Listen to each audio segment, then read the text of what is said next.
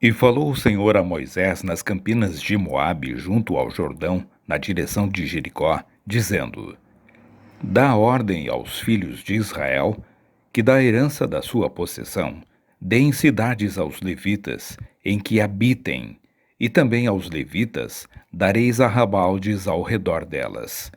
E terão estas cidades para habitá-las, porém os seus arrabaldes serão o seu gado, e para os seus bens e para todos os seus animais. E os arrabaldes das cidades que dareis aos levitas, desde o muro da cidade para fora, serão de 1000 côvados em redor. E de fora da cidade, do lado do oriente, medireis 2000 côvados, e do lado do sul 2000 côvados, e do lado do ocidente 2000 côvados, e do lado do norte 2000 côvados, e a cidade no meio. Isto terão por arrabaldes das cidades. Das cidades, pois, que dareis aos levitas, haverá 6 cidades de refúgio, as quais dareis para que homicida ali se acolha, e além destas, lhes dareis 42 cidades. Todas as cidades que dareis aos levitas serão 48 cidades, juntamente com os seus arrabaldes. Números 35, do 1 ao 7.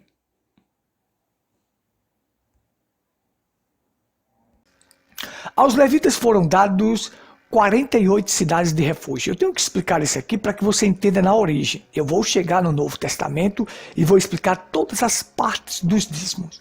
Mas primeiro eu tenho que ir por partes, trazendo a origem. Aos levitas foram dados 48 cidades de refúgios, sendo 42 cidades e 6... perdão, gente. Deixa eu voltar aqui. Aos levitas foram dados 48 cidades, sendo 6 delas de refúgio. Então, 42 cidades, mais 6 cidades de refúgios foram dados aos levitas. Mas nessas cidades, nas 48 cidades, eles não podiam plantar, não podiam colher, não podiam criar nesta cidade. Eles não podiam adquirir possessões nesta cidade. Existia uma área circunvizinha dessas cidades que Deus dava para eles criar o gado, as ovelhas, tudo isso. Mas na cidade mesmo, essas cidades que foram dadas a eles, não podia criar, não podia plantar, não podia colher. Eles não podiam fazer isso. Essas eram as cidades dos levitas. Eles não podiam ficar ricos adquirindo possessões destas cidades, porque os levitas viviam dos dízimos que os outros davam.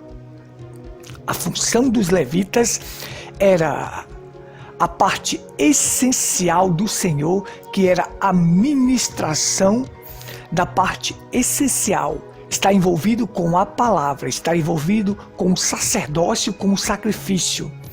Isto era a ministração essencial. Foi a tribo que Deus tomou como primogênito. Substitui os primogênitos agora pelos levitas. Eles vão oficiar os serviços essenciais, os melhores serviços que existem, que é o envolvimento com a palavra. Portanto, eles têm que ter uma vida de santidade. Mas veja, eles pegavam nessas cidades e colocavam mestres da Torá para ensinar em cada ponto da cidade, para que o povo conhecesse a Torá, conhecesse as leis de Deus. Dentre essas 48 cidades, havia 6 cidades de refúgios. Era para lá que 6 cidades de refúgio, era para lá que o pecador, aquele que cometia um assassinato, corria para esta cidade, para uma dessas cidades de refúgio. Então, dentre essas 48 cidades, 6 era de refúgio. Tinha uma placa indicando com um nome assim, refúgio. Então, também era a cidade dos levitas. Observe, quando uma pessoa cometia um crime, um assassinato, sem intenção de matar. Não foi deliberadamente, ou seja, ele não tinha a intenção de cometer aquele assassinato. Por exemplo, ele estava lascando lenha com o machado desacunhava, pegava numa pessoa, matava aquela pessoa. Então ele matou aquela pessoa sem a intenção de matar. Não foi porque quis. Foi um acidente, ele matou aquela pessoa acidentalmente.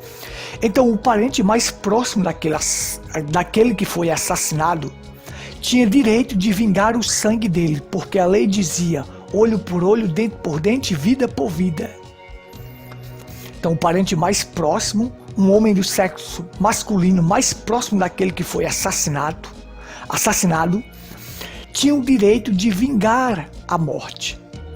Mas aquele homem que assassinou aquele através daquele machado acidentalmente, ou de outra forma acidental, tinha direito de correr para uma dessas cidades de refúgio, a cidade mais próxima que ele encontrasse, a cidade de refúgio. Uma vez que ele via a placa lá, que tinha o nome refúgio, ele podia entrar. Isto era uma das cidades dos levitas. Chegando lá, os juízes daquela cidade iriam analisar o caso, se ele matou porque quis ou se foi acidentalmente, sem intenção de matar. Constatado que ele matou aquela pessoa sem intenção de matá-la, o que acontece? Ele tem direito de ficar naquela cidade de refúgio e ser livre do vingador. Em um raio de mais ou menos 440 metros, ele não podia sair daquela cidade. Se ele saísse, o vingador, o parente mais próximo daquele que foi assassinado, tinha direito de matá-lo. Mas se ele permanecesse na cidade de refúgio, ele viveria ali pelo resto da sua vida. Ele iria refletir o que fez e agora viver um futuro melhor. Porque Deus não encarcerava aquele homem, não colocava na prisão, mas dava chance na cidade de refúgio para que aquele homem encontrasse a reabilitação. Colocava aquele homem num ambiente de santidade, numa atmosfera de santidade, uma vez que aquilo era uma cidade dos levitas e ali havia santidade, para trazer uma atmosfera de mudança e dar oportunidade de reabilitação àquele assassino para ele expiar as suas falhas. Veja só. Então era isso que Deus fazia, cidades de refúgio. Essas cidades eram dos levitas. Uma pessoa ali poderia se afastar da sua falha e se dedicar a um futuro melhor.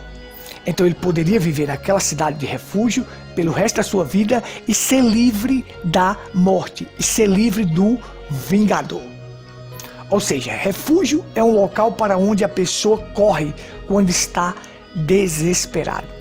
Essas 6 cidades de refúgio simbolizam Cristo, porque a 7ª cidade é a Nova Jerusalém.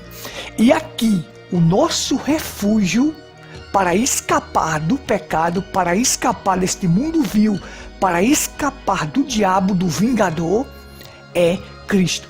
Corra para Cristo enquanto é tempo e se abrigue lá e não saia de Cristo, porque se você sair é morte. Aquele que saísse da cidade de refúgio em um raio de 440 metros, ele poderia ser morto. Aqueles que saem de Cristo estão mortos pelo pecado. E o salário do pecado é a morte. Então, a Bíblia diz, se alguém está em Cristo, nova criatura é. As coisas velhas já passaram e tudo se fez novo. Mas não, Beck, mas eu estou na igreja batista, na assembleia, na congregacional. É perdido. Você tem que entrar em Cristo, tem que entrar na palavra. Ah, mas eu fui para uma destas igrejas. Não adianta nada, você trocou 6 por meia dúzia. Entre na palavra, entre em Cristo, porque este é o refúgio verdadeiro e o refúgio, o local seguro que você está contra o diabo e contra o pecado. O pecado não vai te pegar se você estiver em Cristo. O diabo não vai te pegar se você estiver em Cristo. Você tem vida. O dom gratuito de Deus é a vida eterna por meio de Cristo Jesus. Vamos lá. Deixa eu concluir aqui a reflexão. As cidades de refúgio eram a cidade dos levitas.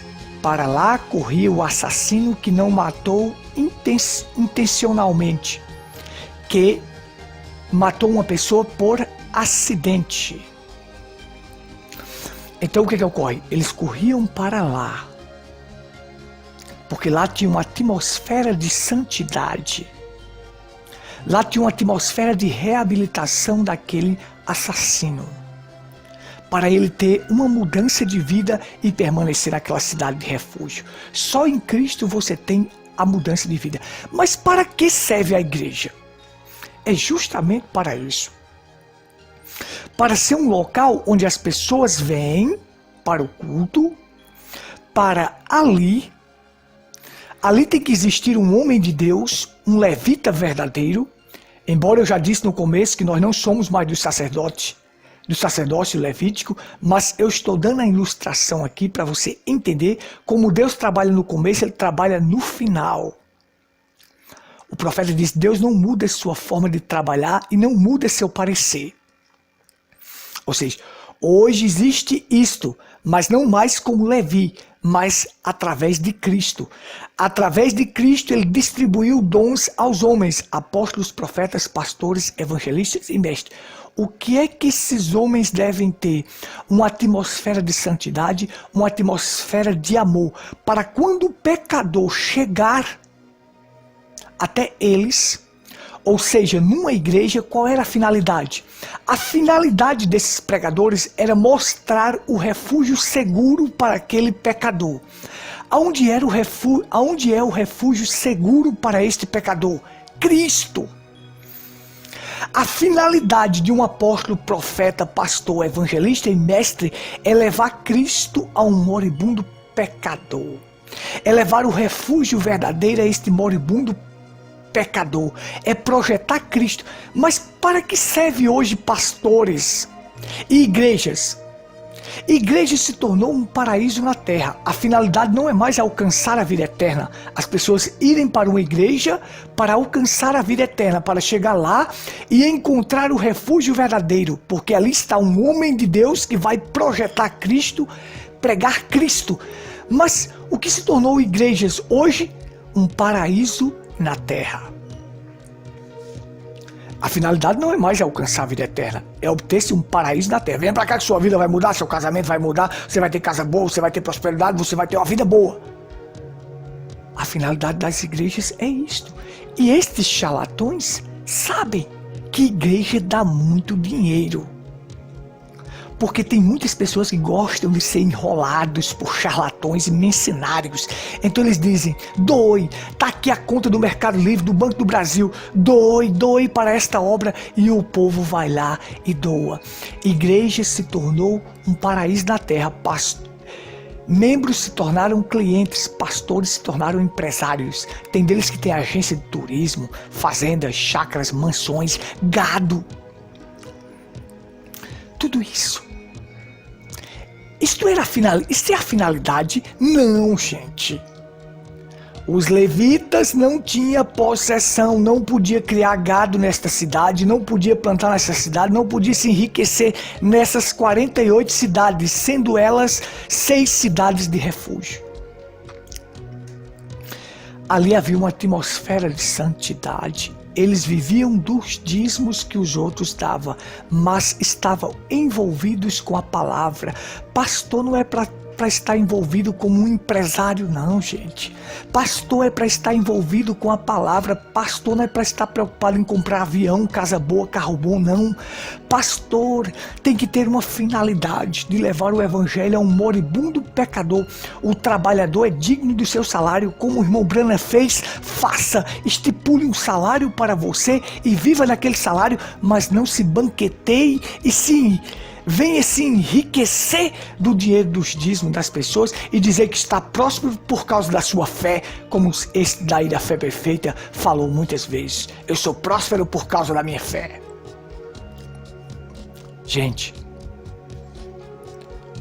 eu, José Gutenberg, irmão Gutenberg, a minha finalidade é levar o evangelho ao moribundo pecador. Eu não vou aqui chegar e dizer que dízimo não existe mais. Existe. O profeta William Branham ensinou isto, deixou claro. Agora, o que eu vou denunciar é os charlatões que estão usufruindo do dinheiro dos dízimos em benefício próprio e da sua família. E sabem que isso é um negócio lucrativo, que já estão preparando seus filhos para ser pastores, para continuar depois que eles partirem. Mas eu tenho uma finalidade, como os levitas tinham, naquelas cidades que foram dadas a eles, de levar a Torá. Eles têm esta finalidade de levar a lei para o povo, de ensinar isso para o povo, de trazer uma atmosfera de santidade e nas cidades de refúgio o pecador encontrar a reabilitação, o assassino encontrar a reabilitação, a expiação da sua culpa. Eu tenho esta finalidade de levar o evangelho a você, sem querer nada em troca, por amor ao evangelho. Isto é a função de um verdadeiro levita, de um verdadeiro sacerdote, de um verdadeiro pastor, profeta, apóstolo, evangelista e mestre. Se ele não faz isso, irmão, se afaste, porque isto é um mercenário. Que Deus te abençoe, te ajude. Eu espero que você tenha entendido o que eu quis dizer. Nós vamos falar sobre as cidades de refúgio em uma programação especial para isto, que essas cidades de refúgio simbolizam Cristo aqui. As 6 simbolizam Cristo aqui. A 7ª é a Nova Jerusalém, para onde os filhos de Deus irão se refugiar na eternidade. Você vai ver que os Salmos diz que Deus é o nosso refúgio e fortaleza, socorro bem presente na hora da angústia. Então que Deus te abençoe e te ajude nesta reflexão. Shalom. Bom, deixa eu só concluir aqui sobre as cidades de refúgio, que é uma figura de Cristo.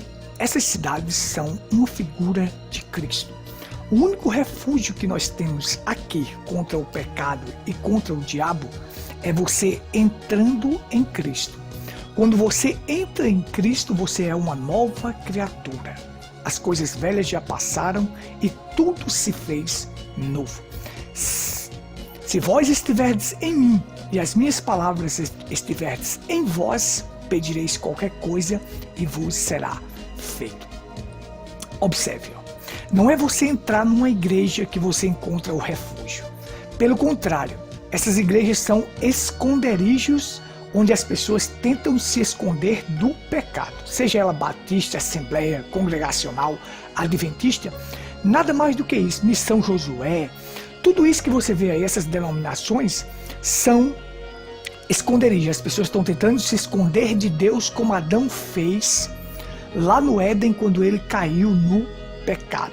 Eu ouvi a tua voz, mas tive medo e me escondi.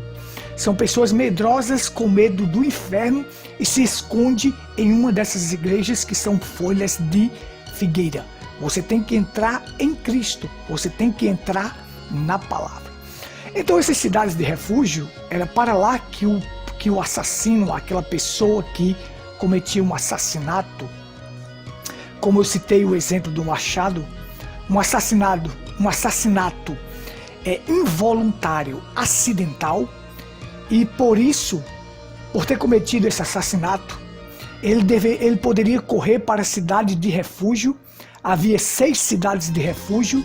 Essas cidades eram cidades dos levitas. Nelas havia uma atmosfera de santidade ali para reabilitar o pecador, o assassino, aquela pessoa que cometia aquela falta. Então, ele poderia correr para aquela cidade de refúgio mais próxima. Em cada cidade desta havia uma placa de sinalização dizendo refúgio. Então ali as pessoas entendiam que aquilo era uma cidade de refúgio. Porque quando uma pessoa matava outro acidentalmente, o parente mais próximo daquele que foi assassinado poderia vingar o sangue dele. Porque a lei dizia olho por olho, dente por dente, vida por vida. Então ele poderia ir lá e vingar. Mas se aquele homem corresse para a cidade de refúgio e se refugiasse lá dentro os juízes da cidade iriam analisar o caso dele. E se, ao observar isto, eles constatassem que ele matou aquele homem acidentalmente, ele tinha direito de viver naquela cidade de refúgio pelo resto da vida e não ser morto. Ali espiava-se a culpa dele, era expiado a sua culpa, ou seja, era uma maneira dele expiar a culpa ali, dele ser reabilitado e esquecer do que cometeu no passado e viver um futuro melhor. Por isso que aquilo era uma cidade levita, porque ali Deus não pegava o assassino e colocava ele numa prisão, não, mas dava oportunidade àquele que cometeu um assassinato sem intenção de matar, involuntário, dava chance para ele se reabilitar. Dava chance, mudança e uma oportunidade de reabilitação. Uma forma dele expiar as suas falhas. Era a maneira que ele tinha. Ele poderia viver naquela cidade de refúgio pelo resto da vida e não seria morto. Em um raio de 440 metros, se eu não estou equivocado, que era 100 côvados, ele poderia viver ali pelo resto da sua vida. Agora, se ele saísse daquele raio, ele poderia ser morto pelo parente mais próximo daquele que foi assassinado. Então, observe só. Refúgio é um local para onde a pessoa corre, para onde a pessoa vai quando está desesperado. Então, a pessoa ali corria para aquele refúgio, poderia se afastar e esquecer aquela falha que ele cometeu e se dedicar a um futuro melhor, a uma nova vida naquela cidade de refúgio. Então, era uma forma de reabilitação, de reerguer, de expiar a culpa, de tirar a culpa daquela pessoa. Então, qual é a única forma hoje de você estar livre da sua culpa, de você ter segurança, de você estar abrigado, estar num abrigo seguro contra o pecado, o diabo e a morte. A morte não te pega se você entrar em Cristo. Ele é o nosso refúgio. Então aquelas cidades de refúgio tinha 3 cidades aquém do Jordão e 3 cidades além do Jordão. Isto tipificando a justificação, a santificação e o batismo com o Espírito Santo. Já que ao cruzar o Jordão e entrar para a terra prometida, ali está o batismo com o Espírito Santo. E antes do Jordão está a justificação e a santificação, mostrando que Cristo, ele é refúgio nas 3 etapas da graça. Quais são as 3 etapas da graça? Justificação, santificação e batismo com o Espírito Santo. Essas são as 3 etapas da graça que formam o novo nascimento. E todo eleito nascerá de novo. Veja, então, na justificação, na santificação e no batismo com o Espírito Santo, Cristo é refúgio em todas as etapas. Ele é o nosso único refúgio contra a morte. Quer livrar a tua alma da morte? Entra em Cristo. Quer estar livre do pecado? Se abriga em Cristo. Entra em Cristo e permaneça lá. Porque se você sair como aquele homem que cometeu o assassinato involuntário, se ele saísse no raio de 440 metros daquela cidade, ele poderia morrer. Se você sair de Cristo, o que resta para você é morte. Então entra, se você está fora, entra enquanto é tempo.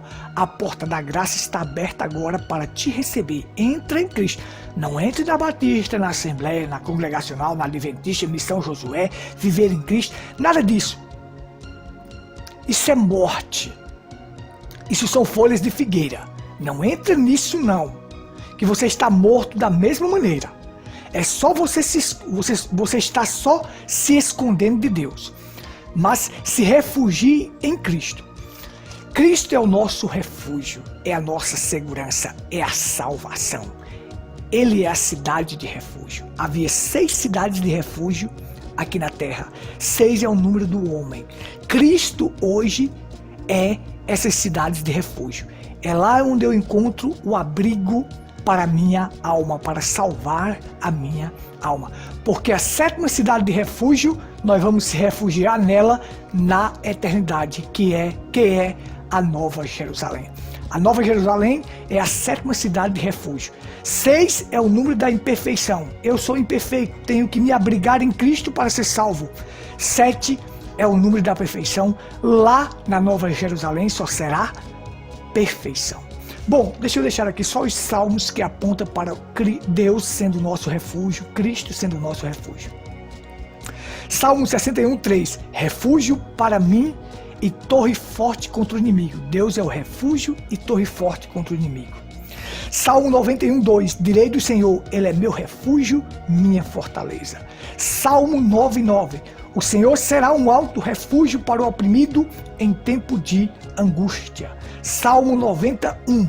Tu tens sido o nosso refúgio de geração em geração. Salmo 46:1. Deus é o nosso refúgio e fortaleza. Salmo 46:7. O Deus de Jacó é o nosso refúgio. Salmo 94:22. Defesa, rocha e escudo, torre forte é o nome do Senhor, para lá o justo se refugia. Então corra para o refúgio, corra para Cristo. Se alguém está em Cristo, entrar em Cristo, nova criatura é. As coisas velhas já passaram e tudo se fez novo. Shalom. Você acabou de ouvir o programa Pedra Angular. Nosso WhatsApp para contato é o 83-98806-4810. Faça sua pergunta, estamos à sua inteira disposição.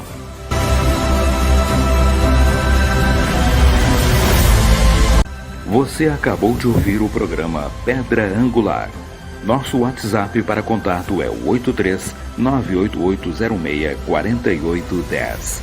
Faça sua pergunta, estamos à sua inteira disposição.